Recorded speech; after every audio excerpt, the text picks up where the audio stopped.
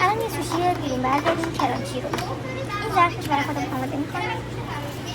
مت عزیزمون حتما تلفن بکشید که نچه‌شون قشنگ از واضح بگیرم بیفته. آووکادومون رو میذاریم کنار. برنج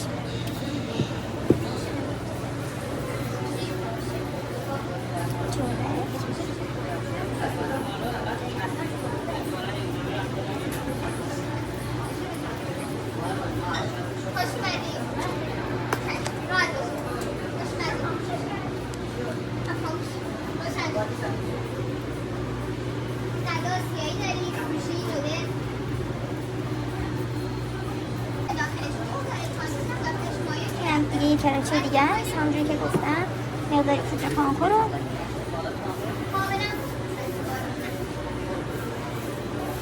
روش پهن کنیم.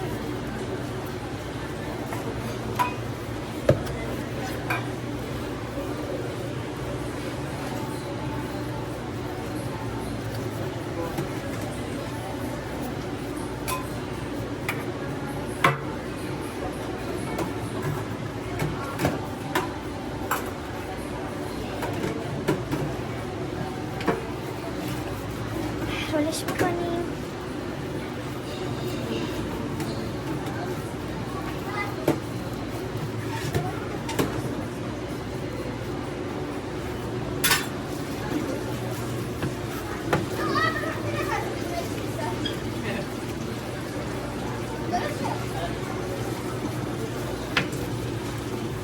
این چه صفحش تاریک میشه.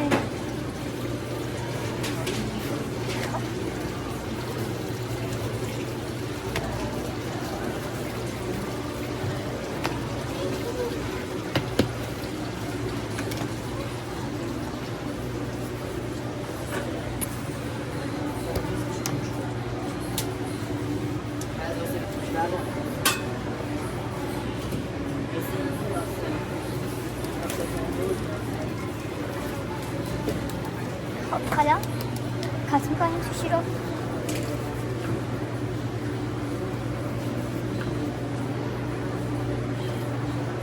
دستشوی رفتی دوباره.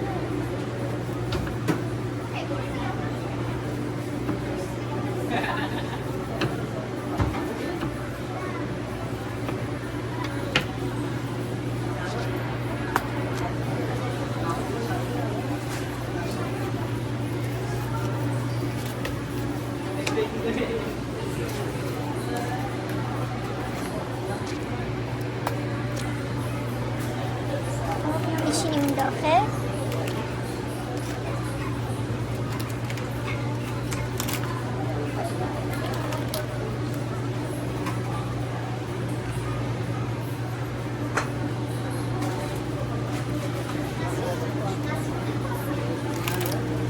اینجوری سس میزنیم.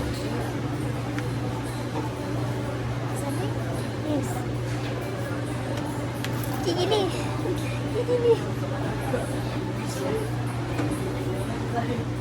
باشه باید گردن گرفته است حالت درجه نداری. چرا خوشحالی از اینا درست کردن آقاتون؟ خیلی خوشحالم که از کشفای بزرگم اینا بود.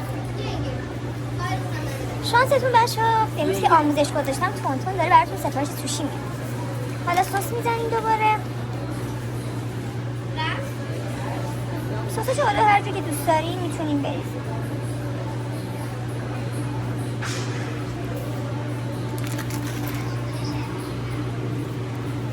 جینجر واسابی فراموش نشه.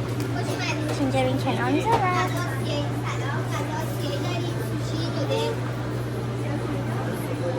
علیرضا چند میگو برای من میندازی داشت. اینم مال تو. خب چیه سفارش بعدیم؟ چیکن. سلام.